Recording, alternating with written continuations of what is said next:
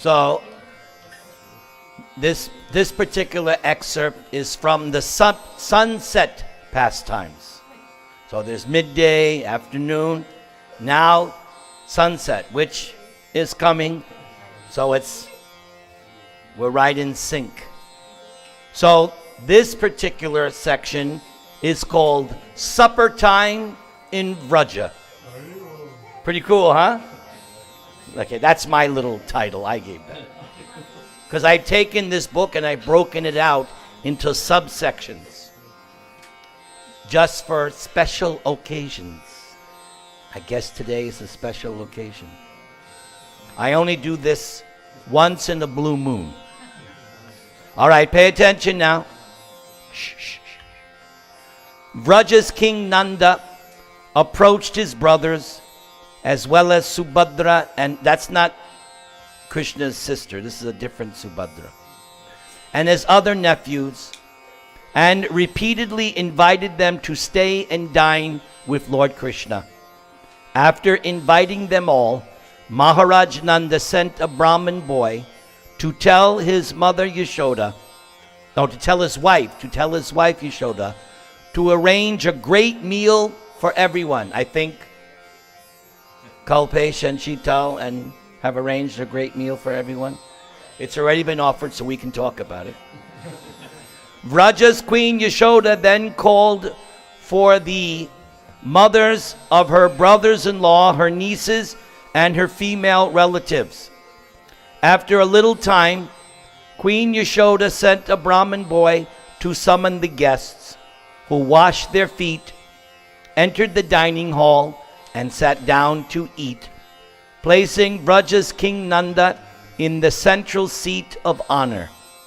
So, Kalpesh, you're going to have to sit in the central seat of honor. Nanda Maharaj's two elder brothers sat to his right, and his two younger brothers sat to his left. Nanda's two sons, who are they? Krishna and Balaram, sat facing him. That means facing his father. Subhadra and the other cowherd boys sat to Lord Krishna's left, and the Brahmin boys sat to Lord Balaram's right. Vraja's queen Yashoda then asked Subhadra's mother Tungi, who was expert at understanding the wishes of others, to serve the meal assisted by Rohini Devi. One by one they served the various courses to their husbands, brothers-in-law, sons, nephews, and the sons of the Brahmins. First they brought great kettles piled high with aromatic tender white rice sprinkled with golden ghee.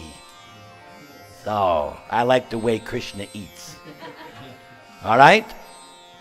Then they brought smaller pots of various kinds of sauces and condiments. They placed all this on little tables before the boys and Father Nanda. As the men and boys were eating, Tungi and Rohini served the other courses one after another. They served many sauces and condiments in the 6 kinds of taste. Who knows the 6 kinds of taste? Sweet, sour, bitter, salty, pungent. Anyway, we got a good... No, that's different. This is tastes. This is taste. And they served, okay, here we go. Sweet rice, sangyava cakes. I don't know. Splendid vataka cakes, apupa cakes, soft chapatis, from nice Sakadasi, okay. Vraja's queen Yashoda hinted to Rohini what each person's favorite fruit was. Wow. Understanding these hints, Rohini gave everyone exactly what they wanted. And Lord Chaitanya did a similar thing. When he would serve, he would give his associates the things they liked. Without interruption, Vraja's queen Yashoda served various courses one after another to the men and boys. She served them thick milk, buttermilk, shikarini curds, rasala curds, sadava, thickened yogurt, many varieties of pickles, and mango nectar. In their hearts, the mothers desired that the boys eat heartily. Yeah, that's a mother.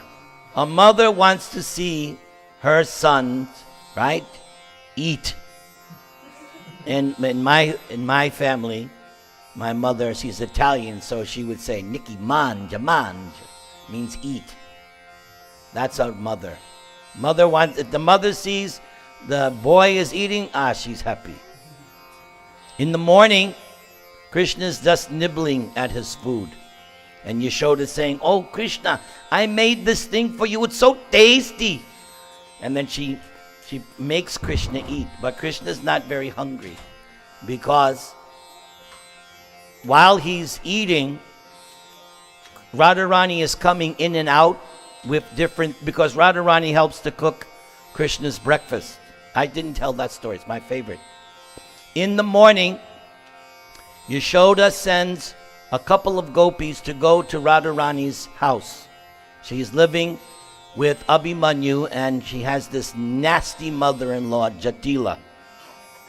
So, Yashoda sends some of the gopis because Yashoda wants Radharani to help cook Krishna's breakfast. Now, Jatila doesn't want Radharani to go. Why? Because Jatila knows that rascal Krishna is after my Radharani. So, but here's the problem. Jatila was told by Purnamasi. Now, Purnamasi is the big leader of all the women. So Purnamasi told Jatila, hey, if you want auspiciousness for your son, you have to do whatever Yashoda tells you. So every day Yashoda sends the gopis, I want Radharani. And even though she hates it, but there's Purnamasi's warning. If you don't do what Yashoda says, your son is not going to be successful. So even though Jatila doesn't want, Radharani's assistant say, don't worry, no problem. We'll make sure that Krishna never even sees Radharani. Lie. But that's what they tell Jatila. Don't worry, nothing's going to happen. We're going to protect her.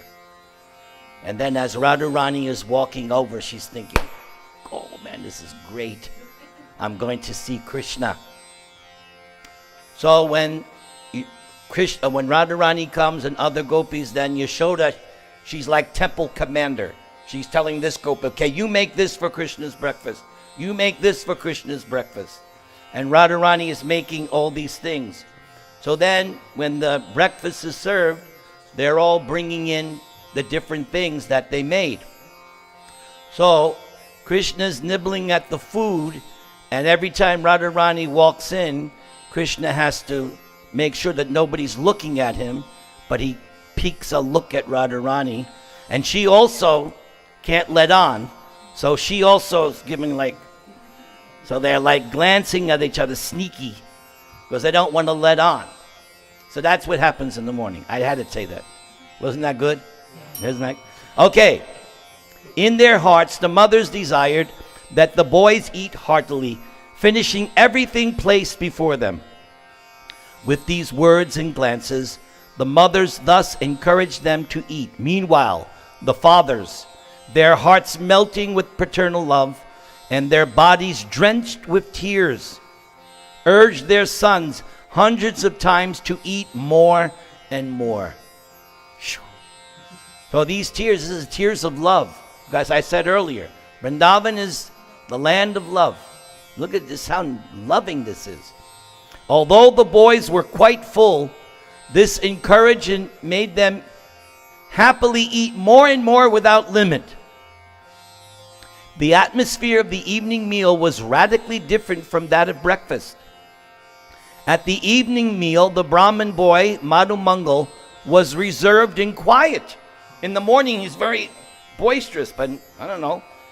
he was no longer full of jokes. Mother Yashoda was also very grave and serious in her insistence that Krishna eat heartily. The atmosphere at breakfast had been filled with light-hearted, spontaneous conversation and joking of Krishna and his friends, and the spontaneous caresses of Mother Yashoda. The atmosphere at the evening meal, in contrast, was marked by an absence of these things.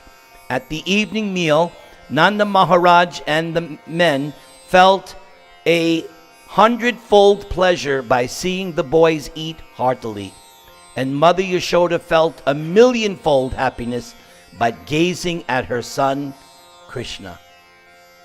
The opulence of the smile of Lord Krishna's moon-like face. Okay, so listen, this is really nice.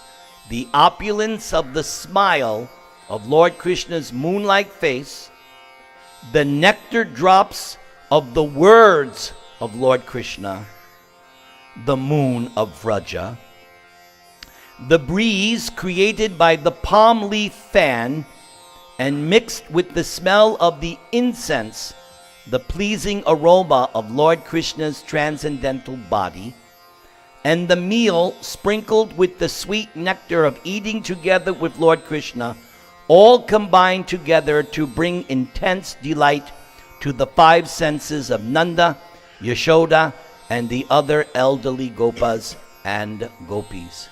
Who would like to one day be here and eat supper with Krishna? Yes.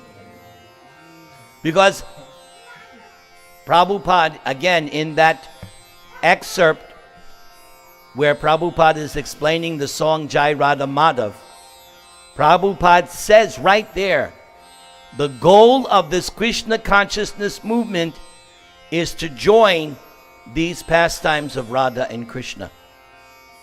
When I hear things like this, I become so enlivened that one day could just very well be, just like we're all here together, right? Wouldn't it be great if all of a sudden Krishna walked in right now? What would you do? Think about, what would you do right now if Krishna walked in and sat down? I would get off this chair for one thing.